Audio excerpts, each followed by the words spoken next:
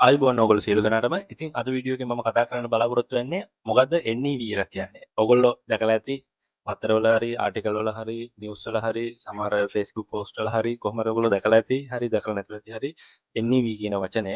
ඉතින් NEV කියන්නේ ඕගොල්ලොන්ට එච්චර ලොකුවට ෆැමිලිය නැති වචනයක් වෙන්න පුළුවන්. සමහර අය නම් දන්නවා ඇති. ඉතින් ඒක මහ ලොකු දෙයක් නෙවෙයි. ඉතින් ඕගොල්ලෝ සාමාන්‍යයෙන් අපි දන්නේ EV කියලා. ඉතින් NEV කියන්නේ New Energy Vehicle. New Energy Vehicle කියන්නේ මේ බැටරි ඉලෙක්ට්‍රික් වෙහිකල් වල ඉඳලා බැටරි වලින් යූස් වෙන සම්පූර්ණ ෆුල් ඉලෙක්ට්‍රික් වෙහිකල් වලින් ඉඳලා ප්ලග්-ඉන් හයිබ්‍රිඩ් ඉලෙක්ට්‍රික් වෙහිකල් වලට තියෙන ඉලෙක්ට්‍රික් වෙහිකල් වලට පොදුවේ කියන එක නමක් තමයි NEV කියන්නේ. ඉතින් මේ NEV කියන වචනෙන් තමයි ගොඩක් හඳුන්වලා තියෙන්නේ මේ පත්තරවල නිවුස් වල ආටිකල්ස් වල පොදුවේ ඔක්කොටම කියන එක නමක්. ඉතින් අපි සාමාන්‍යයෙන් EV කියලා තමයි අපි පාවිච්චි කරන්නේ. අපි දැන් සාමාන්‍ය බස් වාහනේදී අපි පාවිච්චි කරන්නේ EV කියලානේ. දැන් මේකට ඇත්තටම කියන්නේ NEV කියලා.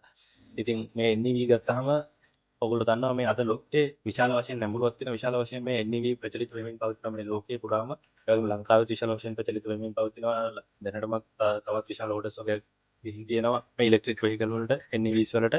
ඉතින් මේ ලෝකයේ මෙහෙම ඉලෙක්ට්‍රික් වෙහිකල් වලට දැන් කෙමෙන් ගමන් කරමින් සිටින්නේ මේ වගේ තියෙන බෙනිෆිට්ස් එක්ක මේක වාසිත් එක්ක සහ දැන් ලෝකයේ දියුණු වෙමින් පවතිනවා ඉදිරියේදී මෙන්න මේ ෆුවල් වෙහිකල් සම්පූර්ණයෙන්ම ඉවත් වෙලා සම්පූර්ණයෙන්ම ෆුල් ඉලෙක්ට්‍රික් වෙහිකල් විතරක් යූස් වෙන ඊරායකට ඉස්සරහට අපි ගමන් කරමින් ඉන්නවා. ඉතින් මේ යන ගමනේදී මෙන්න මේ දැන් මේ මුල අවස්ථාව තමයි අපි මේ දකින්නේ විශාල වශයෙන්ම ප්‍රචලිත වෙමින් පවතින.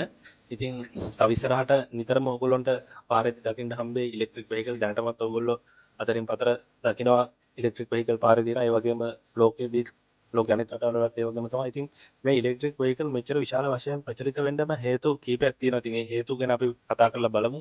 ඉතින් එකක් තමයි එන්වයරන්මන්ටල් ඉම්පැක්ට් එක. ඒ කියන්නේ මේක පරිසරයට තියෙන බලපෑම. ඉතින් මේකෙන් තියෙනවා ග්‍රීන් හවුස් ගෑස් එමිෂන් එක පාරේදී සෑහෙන්න අඩුයි. NEV පොදුවේ ගත්තාම. يعني ඉලෙක්ට්‍රික් ෆුල් ඉලෙක්ට්‍රික් වෙහිකල් එකක් නම් බැටරි ඉලෙක්ට්‍රික් වෙහිකල් එකක් නම් එමිෂන් එක 0. ඒ වගේම ග්‍රීන් හවුස් ගෑස් එමිෂන් එකක් නැහැ. ඉතින් ඒ වගේම ප්ලග්-ඉන් හයිබ්‍රිඩ් ඉලෙක්ට්‍රික් වෙහිකල් වල පොඩි එමිෂන් එකක් තියෙනවා ග්‍රීන් හවුස් ගෑස්. ඒක සාපේක්ෂව සෑහෙන්න අඩුයි. සම්ප්‍රදායික ඉලෙක්ට්‍රික් සම්ප්‍රදායික වාහන වලට සාපේක්ෂව ඒ වගේම සෑහෙන්න ග්‍රීන් හවුස් ගෑස් එමිෂන් වෙනවා සම්ප්‍රදායික වෙහිකල් වල. ඉතින් මේ ප්ලග්-ඉන් හයිබ්‍රිඩ් ඉලෙක්ට්‍රික් වෙහිකල් වල සහ සම්පූර්ණයෙන්ම අපි පොදුවේ NEV ගත්තාම ග්‍රීන් හවුස් ගෑස් එමිෂන් එක සාපේක්ෂව සෑහෙන්න අඩුයි ඇඩිෂනල් වෙහිකල් වලට වඩා. ඉතින් ඒ නිසා මේකේ හොඳ පරිසර හිතකාමී වාහන මේවා.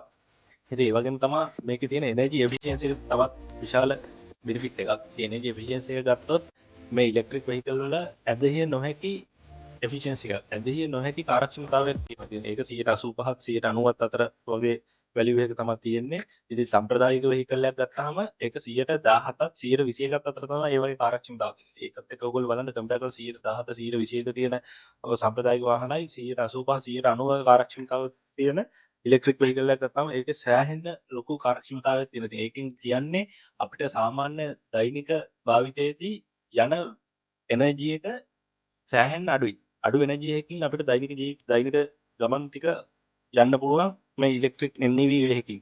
එතකොට ෆුවල් වෙහිකල් එකකින් අපිට ඒ දෛනික ගමන් ටික යන්න තියෙන එනර්ජි එක වැඩි එනර්ජි එකක් අපිට අවශ්‍ය නැහැ. මොකද ඒකේ එෆිෂියන්සි එක සෑහෙන අඩු වගේ තියෙන 117 121 වගේ ලෙවල් එක. ඒ නිසායි අපිට එක බැටරි සයිකල් එකක් charge කරාම ලොකු කිලෝමීටර්ස් ගණනක් සාමාන්‍යයෙන් සාපේක්ෂව ෆුවල් වෙහිකල් එකකට යන්න පුළුවන් කිලෝමීටර් රේන්ජ් එකට වැඩි රේන්ජ් එකක් අපිට යන්න පුළුවන් වෙන්නේ එන්නේ ඒ හින්දායි. ඉතින් ඒ වගේම තමයි මේකේ තියෙනවා තව බෙනිෆිට් එකක් ඉකොනොමික් බෙනිෆිට් එක. ආර්ථික වශයෙන් හොඳ ආසියක් තියෙනවා මෙන්න මේ ඉලෙක්ට්‍රික් වෙහිකල් වලට. ඒ කියන්නේ තෙල් ගහද්දී යන වියදමයි අපිට මේකට කරන්ට් ගහන්න යන වියදමයි. ඉලෙක්ට්‍රිසිටි යූස් කරන්න යන වියදමයි ගත්තාම ඉලෙක්ට්‍රික් වලට යන වියදම අඩුයි. ෆුවල් වලට යන වියදමට අඩු වැඩි වඩා. ඉතින් මම මේක ඊළඟ වීඩියෝ එකකින් ඔයගොල්ලන්ට මේක කැල්කියුලේෂන් එකකින් පැහැදිලි කරලා පෙන්නන්නම්. ගණක් හදලා ඔයගොල්ලන්ට මම පෙන්නන්නම්. ෆුවල් වලට යන ගානයි ඉලෙක්ට්‍රික් වලට යන ගානයි කම්පෙයාර් කරලා පෙන්නන්නම්. ඉලෙක්ට්‍රික් වලට යන කොස්ට් එක අඩුයි. ඒතර ඉතින් මේකයි මෙතන ඒතර අපිට ආර්ථික වාසියකුත් තියෙනවා. ඒ වගේම තමයි මේකේ මේන්ටෙනන්ස් කොස්ට් එක සෑහෙන්න අඩුයි. මොකද මේකේ මූවින් පාර්ට්ස් අඩුයි. ඒ කියන්නේ අපිට ඔයිල් මාරු කරන්න වගේ දේවල්, ඒ කියන්නේ රෙගියුලර් මේන්ටෙනන්ස් දේවල් ගැන වැඩි හොරු වෙන්න අවශ්‍ය වෙන්නේ නැහැ මේ ඉලෙක්ට්‍රික් වෙහිකල් වල සාම්ප්‍රදායික වෙහිකල් වලට සාපේක්ෂව. ඉතින් අර සාම්ප්‍රදායික වෙහිකල් වල අපි නිතරම ඔයිල් චෙක් කරන්න ඕනේ, වතුර බලන්න ඕනේ. ඉතින් ඒ රෙගියුලර් මේන්ටෙනන්ස් ටික ඉතින් අපි ඒ විදිහට කරගෙන යනවනේ. ඒ වගේ මේකේ එහෙම කරන්න අවශ්‍යතාවයක් නැහැ. ඉතින් ඒකත් හොඳ ආර්ථික වාසියක් අපිට. ඒ වගේම තමයි මේ වගේ තියෙන ඇඩ්වාන්ස් ටෙක්නොලොජි එක තවත් හොඳ වාසියක්. ඒ කියන්නේ මේකේ ටෙක්නොලොජි දියුණු කරලා තියෙනවා. මේකේ අපිට හොඳ ආරක්ෂාකාරී රිය පැතිවීමක් ලබා දෙන්නත් ඒ වගේම හොඳ කම්ෆර්ටබල් ෆීලිං එකක් ලබා දෙන විදිහට මේකේ ටෙක්නොලොජි අපි මේ ටෙක්නොලොජි දියුණු කරලා තියෙනවා. ඉතින් මේකේ ටෙක්නොලොජිස් පිළිබඳව මම කලින් වීඩියෝස් වල කතා කරා බ්‍රේඩ් බැට් ටෙක්නොලොජි එක BYD සුපර් DM ටෙක්නොලොජි එක E platform 3.0 කියන ටෙක්නොලොජි එක ගැන මම කතා කරා කලින් වීඩියෝස් වල. ඕගොල්ලෝ ඒ ටෙක්නොලොජි ගැන දන්නේ නැත්නම් මගේ channel එකේ වීඩියෝස් තියෙනවා මම මේ link දාලා තියන්නම්. ඉතින් ඕගොල්ලෝ ඒ වීඩියෝස් බලන්න. මෙන්න මේ වාසී හින්දා මේ energy efficiency එක economic benefits එක advanced technology එක environmental impact එක ඉතින් මෙන්න මේවා පොදුවේ ගත්තාම මේ වාසි ටික එකතු කරලා අපි කැටි කරාම මේක හොඳ ප්‍රොඩක්ට් එකක්. මේක හොඳ සොලියුෂන් එකක් අපේ අනාගත ලෝකයට. පරිසරය පැත්තෙන් ගත්තත් ආර්ථික පැත්තෙන් ගත්තත් ටෙක්නොලොජි එක පැත්තෙන් ගත්තත් efficiency එක පැත්තෙන් ගත්තත් ඒතකොට හැම පැත්තෙන්ම සලකද්දී ඒ පැති වලින් සලකද්දී මේ වාහනේ හොඳ තැන්වලක තියෙන මේ NEVs. ඉතින් ඒකයි මේ NEVs ලෝකේ විශාල වශයෙන් ප්‍රචලිත වෙන්නේ. ඒ වගේම ලංකාවේ.